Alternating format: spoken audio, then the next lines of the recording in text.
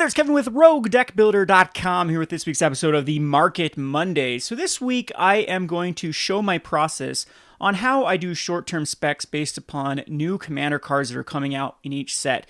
I think this is still the most lucrative and the easiest way to double up your money on short-term specs. What I mean by short-term is many of these you don't want to be playing the waiting game. These are really good too in the new climate of MG Finance with how fast they tend to reprint cards. Typically, I used to look at commander cards that just had a overall playability. So if you go to EDH Rec and look at the top 50 cards played in blue, for example, that would give you a good idea of cards that were going to go up. What I used to do is look at cards that hadn't been reprinted in a while and then see if they're still at their near low, and if they still were, to invest in those cards and hope to be able to increase the value of them before they got reprinted. However, with 2020 being the reprint hell year, where there have just been so many cards reprinted, I think that's a losing strategy, especially that we know that Wizard of the Coast looks at that list for reprint targets, and they don't typically even look at price points, whether the card's at its low or its high. They just tend to reprint. So if it's a card that's popular in EDH, you can basically guarantee that it's going to be reprinted within like a year or two if it's on that top 50 list. So the new strategy that I like to do, typically like to do this for standard too. So it's kind of a strategy I had for standard when a new set came out, and then get cards from non-rotating sets that actually worked with those new cards and then flip them quickly. This is a strategy that I'm going to use towards Commander, because you can't think that these spikes are going to last long term, because what this tends to do is this puts a kind of the whole market goes in a bit of a flux where there is a lack of supply based upon the current demand, but that demand isn't something that's sustainable long term, and the supply ends up getting refilled because many of these stores just don't have those particular cards listed, especially their low-end cards. A lot of stores just put 4 to 8 copies on because they want to avoid buyouts, and you have this small window when there's a lack of supply where you can actually get top dollar for your cards. So that's the strategy I want to talk about here, and we're going to take a look at 3 cards from Zendikar. So the first is going to be the decks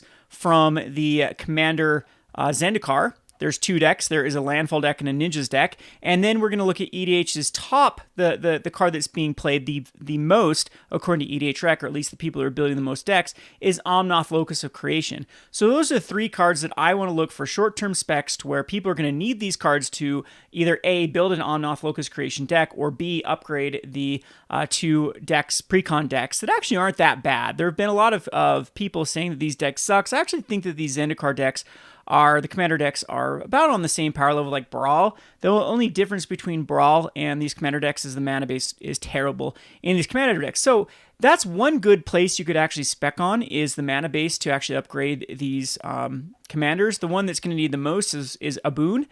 This is a 3-color deck that's going to need a lot of fixing to make it actually playable. So I'm expecting there's going to be an increase based upon the lands that work well with this particular, maybe the fetch lands in this cycle. The fetch lands are getting reprinted as the chase cards, the lottery cards in this set, but there are probably some other cards that have that sort of fetch light ability. They're going to go up in value because of Aboon wanting this landfall type effect. And we'll take a look at those. And again, this is kind of off the cuff. I haven't actually pre-planned this video, so I haven't actually looked at cards that are used with this deck. I wanted everyone to get the baseline of how I start to do this specking without any preparation, where you can see my mindset and how I go about looking at cards. So first of all, let's start off with Aboon. So Aboon, the deck for, I'm probably mispronouncing how they say it. I'm sure they've said it on a podcast, but I haven't kept up with any spoilers or whatnot. This is going to be a landfall Naya deck. At the beginning of your combat on your turn, up to 1 target land you control becomes an X elemental creature with trample and haste until in a turn where X is Aboon's power. It's still a land. And whenever land enters the battlefield under your control, put a +1/+1 counter on target creature. So I'm thinking that there are a couple of obvious things that people are going to try with this particular card. They are going to, any land that wants to be turned into a creature. So I'm thinking like Inkmoth Nexus is a good card for this, or any of the man lands I think are pretty decent targets for Aboon. But I actually don't really need to 100% go into those. So beginning of combat on your turn, up to 1 target land becomes an XX elemental creature. So another thing too is pumping up the power of a boon. So yeah, Inkmoth Nexus would be my first obvious pick to upgrade this particular card. With that, I would say that Kessig Wolfrun and the Double Strike land as well will probably want to go in this. So it's sort of like the Primeval, old school Primeval Titan shell with Inkmoth Nexus. Of course, Primeval Titan is banned in Commander, but then all the other things that then can tutor up particular lands, I think would be an auto include in this. So we're thinking about the Hour of Promise would be a card that I would assume would want to go in here. And I think that this deck is really creature heavy. Maybe the creatures are of course there's gonna be some landfall type creatures in here, but I think that of course, there's some obvious things you can get rid of, like the Absent Falconer. I get it.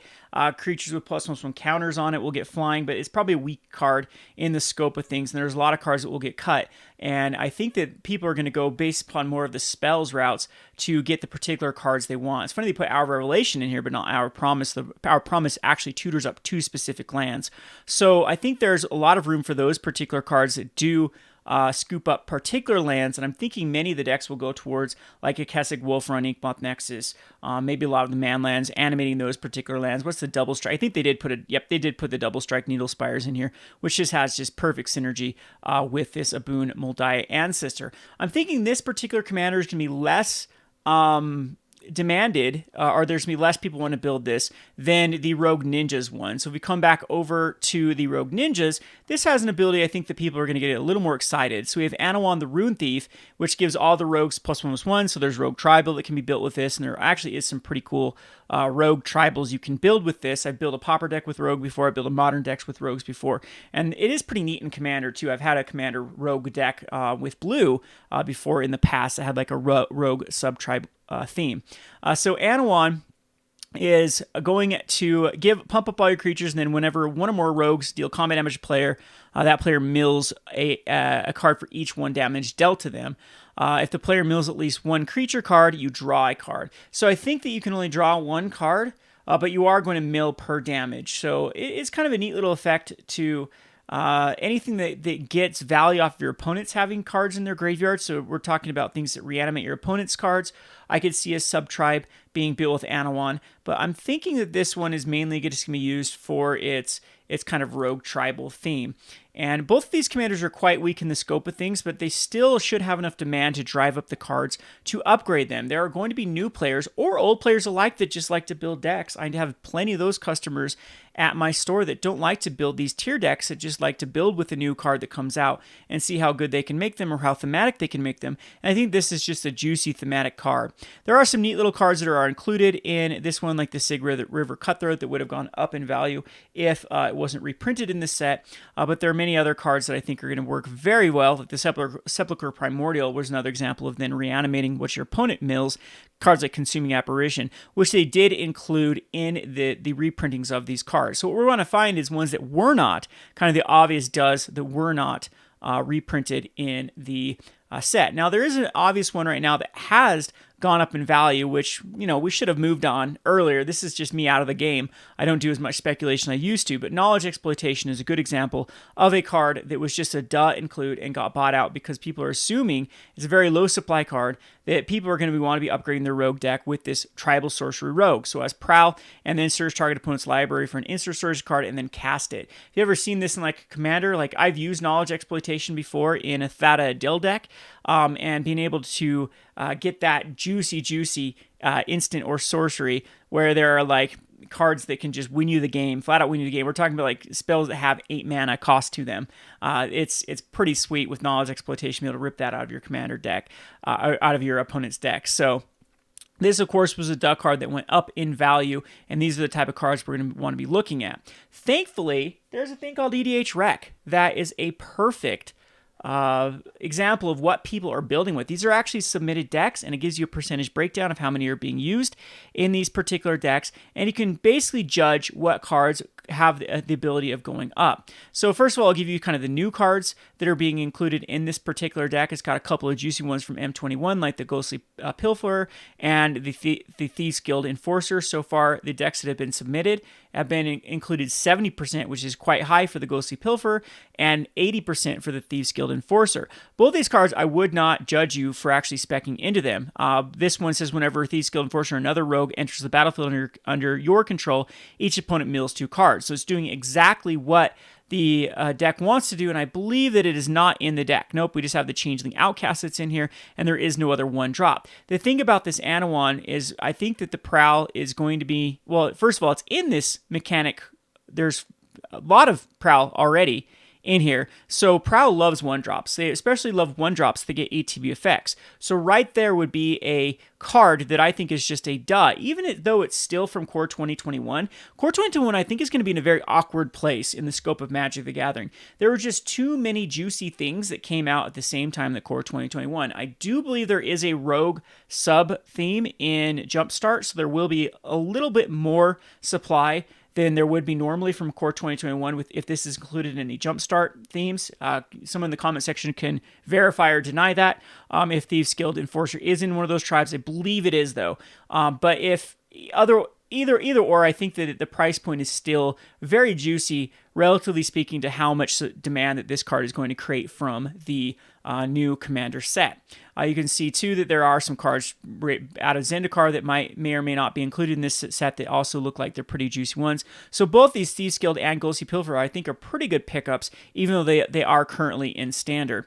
We do have things like Brazen Borrower that are going to be reprinted in the list for Zendikar. I don't think it's actually in this deck. Was there a Brazen Borrower in the... No, it's on the list, I believe, is Brazen Borrower. So Brazen Borrower is going to be a reprint in this set. So I kind of discourage people because just the amount of challenger decks that are still out there, and now this being on the list, I think Brazen Borrower is not something I would consider being an investable card. So you have to always do your due diligence and research into the cards that you want to spec into to make sure you're not missing something. I've been burned many, many times because I didn't realize that it was in like an intro pack or a theme deck, or there was a lot of supply that was actually in the market that I just oversaw, that I didn't realize had this big of supply. So you want to do your due diligence and research those cards extensively before you spec into them. All right, so going back to Anawan, there are, though, some really, really dug cards that we should start to see some movement. So first of all, you want to check to see if it's been included, so like the Frog Tosser Banneret or the Una's Blackguard. We come over here at the 2-drops. There is an Una's Blackguard, so of course that makes it ineligible for something you can spec into because the deck already includes one. And there's a Frog Tosser Banneret. So both those we throw out. There is a Notion Thief, I believe, in there. And let's see if there's a Notorious Throng. So we come over here again, and we go over to instance. There is, in fact, a Notorious Throng. So sometimes you have to weed out some of these first ones because they are, of course, going to be in many, many decks because people have decided they're not cutting them. So only 5% of the decks decided they actually were going to cut the Sig River Cutthroat, the Una's Blackguard, or the Notorious Throng. 20% decided they were going to cut the Frog Tosser Banneret. They decided that making your rogue spell cost 1 less probably wasn't that relevant in a 4-drop commander. There's just better ways like a Mana Rock. Even though this is a rogue, I'd actually think that it might be able to justify its place because it's a decent little new Prowl type card. And why am I thinking? I was thinking about Prowl as being ninjutsu, and now I'm confusing the two. Yeah, Prowl just actually, it doesn't return it. It's just Prowl, it gets to enter the battlefield for its Prowl cost. Yeah, or cast it with its Prowl cost if you hit with a rogue. So yeah, that Frog Tosser Banneret actually, it gets even that much better with haste and reducing your rogue spells, because I believe that actually does reduce the Prowl spells as well. So yeah, it's interesting they're cutting those ones. Notion Thief is in the deck as well. Let's go ahead and take a look at Stink Drinker Bandit. And then the Stink Drinker, so it's a 4-drop. It is included in this list, and it does seem like people are cutting this one. Invisible Stalker, there's another great one for Invisible Stalker. And basically what you want to do is you want to find the highest percentage of a card that actually isn't in the pre-constructed deck, and then you have a winner. So we come over to Invisible Stalker. It's a 2-drop, and it is in here. Okay, so we need to find another one. We have Thada Adel. So we come over here to Thada Adele, and Thada Adele actually is not in here. So that's a pretty decent spec to spec into. I bet if we come over here and look at Thada, I bet there is some movement with Thada Adele, which is a favorite of mine because this was a commander that I had a lot of fun with. This actually is a pretty cool card to spec into regardless because it is had this nice trajectory to begin with. It's actually flatlined out here. It looks like there's a little bit of buyout from 4 to 5. Let's check the supply here with the TCG market price. It's up to 583, so it's above its low. And it does seem like there are quite a few lightly played still around the $5-6 after shipping. Quantity seems to be okay. There's basically a $5 one. It gets it down to 25 cents per shipping. You buy all 4 of them. Let's look at the 4 or more. 4 or more does seem to be like it's drying out. And this is another thing you definitely do want to check. 4 or more, there's only a page of supply. There are some high supplies with like this early shop that has 25 of them, or this Defiant Fox Games has 44. These are always ways that I buy from TCG Player is when they have a high shipping cost, but then sometimes what a better way to do it is to just go item price. So if you're actually planning on buying a lot of them, so say this had like 40 available, this Old Man Adventures had 40 available, this shipping price actually wouldn't be too terrible if you were to buy all 40. It'd take it down to 10 cents a piece for shipping, which might give you a better outcome than, buying if say Earl's Shop was selling it for $6. So anyway, that's just a bit of advice when going through TCG Player on how to work around some of these people that are trying to protect themselves with this really extremely high shipping. So anyway, Thada Adele does look like a pretty decent spec, even at its price point. The only thing that's a little bit concerning is it already has gone up in value since, I'm thinking like the core 2021 had that sub-rogue theme, and people were already building rogue commanders, which though might actually just be even more demand on top of recent demand, which could mean that these cards actually do go nuts because of this deck. So I think this would be the first one that I would look at is the Thada Adele. Its ability is pretty sweet. When it deals combat damage to a player, you search that player's library for an artifact, and then you exile it and you can cast it. When I had Thada Adele as my commander, the first thing I do is steal people's soul rings, and then soul rings would help me cast other artifacts, and then rinse and repeat, and pretty soon I'd be like taking their paradox engines. I know that's banned now, but when I played the card, that's of course the target that I'd find, like paradox engines, and then just really, really high impact artifacts to then win the game. In fact, my Thada Adele deck didn't have any win conditions by herself. I'd have to actually go find win conditions out of my opponent's card. So another one that gets kind of interesting is this Bitter Blossom, as it creates a black rogue token each turn, which helps with the prowl. I am not sure how many of these decks actually will want it at the price point. Remember, there's budget players that are getting in to this deck, so Bitter Blossom might be one that stays a little bit more stagnant, comparatively speaking. The thing you could do is you could just look up Bitter Blossom and see exactly how it's trending here in the Ultimate Layer, Ultimate Masters. And it does seem to have a little bit of a price increase, and it does seem to look like it's at its low. Yeah, it really is at its low for... This one actually does look pretty juicy on the scope of things. So let's check the supply. Item price, 4 more, only 1 page. Woo, that's pretty good. There is, though, that secret layer. Is the secret layer announced, or is it... I'm not sure if the secret layer is out yet. Yeah, this secret layer was out, I believe. And so there is this supply that did get injected into the market from this secret layer that makes me a little lukewarm more on this spec. Particularly, I don't like to spec into these over $30 cards because, I mean, what's really the best you can hope for? Like a double up means it has to go to 60, and that's... I don't know if that is more feasible than like a $4 card going to an $8 card. I know that the comparisons aren't perfect because you can get a higher percentage back on Bitter Blossom if you can find, like if you have to do the flat fee on TCG Player, which is 78 cents. If you sell an $8 card and have to pay that 78 cents, that actually gets cut into it. But if you find private sellers or private buyers, I think that a double up is just a double up at that point. And especially if you can move high volume, which I don't think is that tough. I've shared this many times on this Rogue Market channel that you just have to be creative with your selling. Use the Facebook, use a lot of these online communities to sell cars. You can actually get full value very often, or a little bit discounted value, but then you avoid the fees and all the other nonsense that occurs with using like eBay and TCG Player. All right, so if we go back to our list here, there are a few other ones like Gonti that I believe is getting a reprint here. The Thief is a new one. There's Knowledge Exploitation, which is the first one that went up. But even cards like Rankle seem even more interesting because I don't believe Rankle was on the list. I don't believe Rankle was in any of the Challenger decks. Again, correct me if I'm wrong because it wasn't. I don't think it was in the Green-Black Adventure deck. So Rankle is another one that's just interesting because we don't know how impactful Rankle is going to be post-rotation. It definitely was a card that proved itself early on. It did go down in value, but it did have quite a bit of demand here at the start.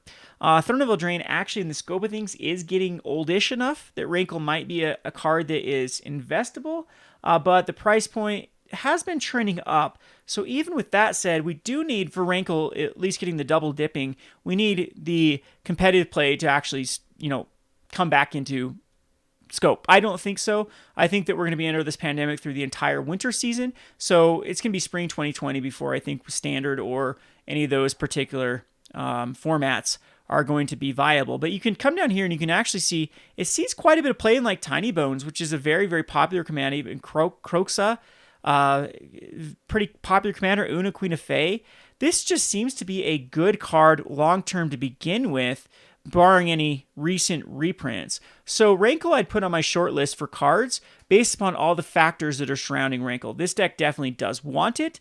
Other places have, pretty viable demand. Standard, Pioneer, Commander, Historic, if it ever becomes a paper format.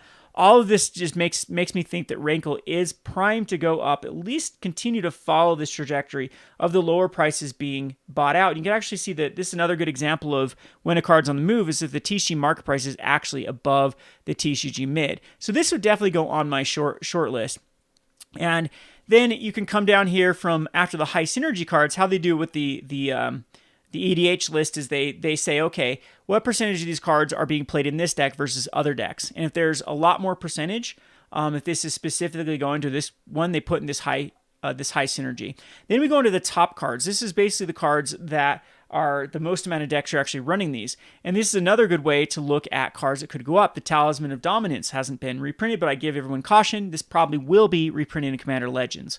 I have a hard time thinking the Talismans sets do not get a reprint in Commander Legends. We have even these commons in the foil versions that look kind of neat with the Slither Blade and the Triton Shorestalker. They also look kind of neat if you can go into your bulk bins and actually buy them, because I highly, highly assume that Card Kingdom is going to be sold out of these, and they're going to start offering 10 cents for them. So if you can go into your bulk bins, you can buy it for like a penny a piece. This actually can make a pretty decent profit. This is what I do every now and again when I have some free time, is I just go through my bulk and pick out these particular cards and then just buy list them to these bigger vendors that have a better time being able to unload these than me. So these are two good ones here that I think are worth a look. Some of these did get a reprint, like the Nightveil Sprite. Let's look at the Ink Fathom Infiltrator. Ink Fathom Infiltrator did not get a reprint, and it's an uncommon, which basically means from an uncommon from Shadowmoor is like a mythic in this day and age. So this one is poised to go up. I also like the spread between Card Kingdom and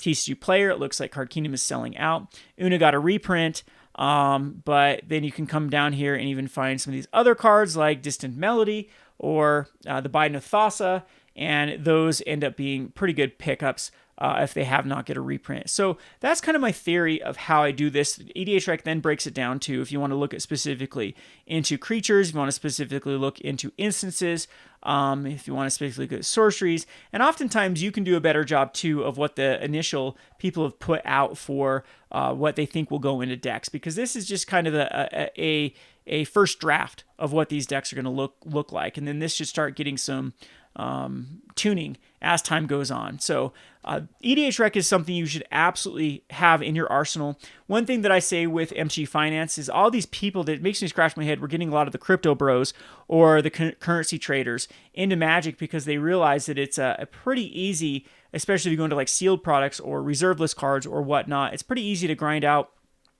some money here because it's very known of how these factors factor in, and the market then adjusts to the supply and demand in a very linear way. As far as this particular spec cards in the like commander decks coming out or a breakout modern deck, this is something you need to know the game. And the more familiar you are with the game, the more active you are in the community, the more you play it yourself, I think the better eye you have for cards that have the chance of doubling up, tripling up, or just seeing cards that other people don't see and getting ahead on them before they do. I mean, this has been my bread and butter, is using my expertise to find cards that I'm like, wow, how in the world has this card not seen this deck yet? And then spec into it, and then lo and behold, as soon as people identify it, then it goes crazy and it goes up, and I've already have a high position on that card at a very cheap price, and that is where the real profits are made. So that's kind of my strategy. Everyone talks about these more safe measures like sealed product, reserve list.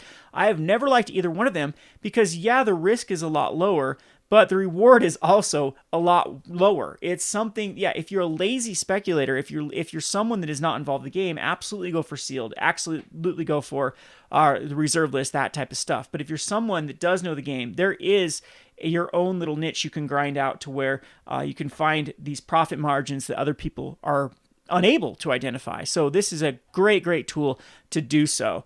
All right, the same can be done for Omnath Locust creation. We're headed about 30 minutes though for this video. So I just want to get the theory down. And what I'm going to tell you is over the next few days, so Tuesday, Wednesday, Thursday, I'll be picking up one of these threes. And on my second channel on the Rogue Market, I'm going to give you a top 10 list of cards that I identify using the tactics that I explain in this video on which cards I would spec into. So there are some goodies here with Omnath. The reason why I like Omnath, if you go over here to sets and Zendikar Rising, another cool thing that EDH Rec does, it shows you actual decks that have been, this is just basically a one-for-one comparison. So the next highest is a carry, Fearless Voyager. It is seeing 100 more decks, or Omnath is seeing 100 more entries than a carry. So this is the card that everybody wants to build. Every time one of these new sets comes out, these cards go nuts. You can go back and look at like Hapatra, all the way back from Amonkhet, or more recently, like Feather the Redeemed was one that just really, like, even commons. Like, there's a common called Balduvan Rage that has since then been reprinted, but that card went from a 15-cent common all the way up to like $7. It was crazy, just the runaway that deck had on EDH, or just the amount of EDH had on the market. And so this is a good way to kind of judge of what commanders are seeing play, which ones are being built, and by looking at this, it definitely sees we have a clear winner with Omnath. You just click on it, it starts to generate a list of cards the same way that we just did. One of the cards that I had looking at was Risen Reef before I started the video. Like, wow, this card actually seems like a pretty sweet little spec, because not only is it being played in Omnath, but look at the amount of high volume commanders that this one is being played in. We have Yark the Desecrated, which is a very popular commander. We even have it being played in like Golos and Morophone or Animar. These are all very highly played commanders. Muldrotha even says that this card is worthwhile to put in these decks. Horde of Notions. But this is going to be a card, an uncommon, barring reprints, that I think is going to be a very highly sought after card in the next few years as the demand starts getting outstretched. And this is also Core 2020 challenge, or pre-core, or now I can't even think of all the terminology, pre-collector's editions. So the rarity of this card's a lot higher as just a regular uncommon than it would be. I believe this wasn't in a challenger decks. Again, people have to correct me if I'm wrong. Maybe it was in that blue-green flash, and I'm just mistaken with it. But I think that this is going to be a very highly sought after card in the years to come, and so this is a good one. And this is how you identify these things. So Step A, identify the cards that are the commanders that people are building around. Step B, identify the high synergistic cards. Step C, do the research on if there is any other auxiliary demand for these cards. Compare it to the supply. Compare it to the likelihood of it getting reprinted. And then you have basically the recipe for how to spec into short-term specs and even mid-term specs on these cards that will increase in value. Hope you enjoyed this overview on how I personally do this kind of juggling of MTG finance. Again, it's a lot of labor that's involved in this. I don't think that you're going to be being able to quit your job and do this full time. This channel, both my Rogue Market channel and the Rogue Deck Builder channel, when I do this market type advice, is more geared towards people that want to manage their collection. One of the things that I find the most enjoyable, the most fun out of Magic the Gathering is the collectible card game aspect, is the trading, is the buying, is the selling. Is it going to be able to send my kids to college and be a retirement? Probably not. However, there is money to be gained and there is collections to basically be saved. So if you want to be able to be on stay on top of your collection and be able to keep that value that you've actually put into cards, I think you should be engaging in buying, selling, and trading to keep your cards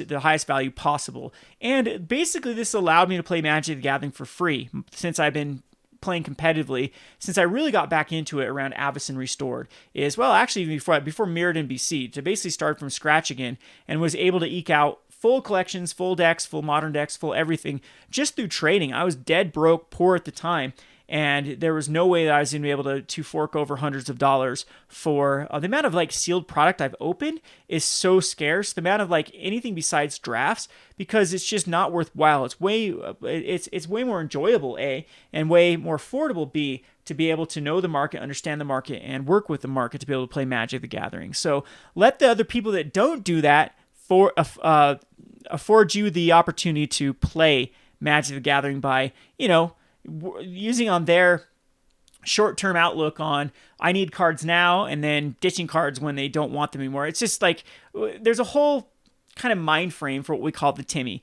where they need things now. They have no patience. They'd rather just open up a box of double masters rather than buy the singles.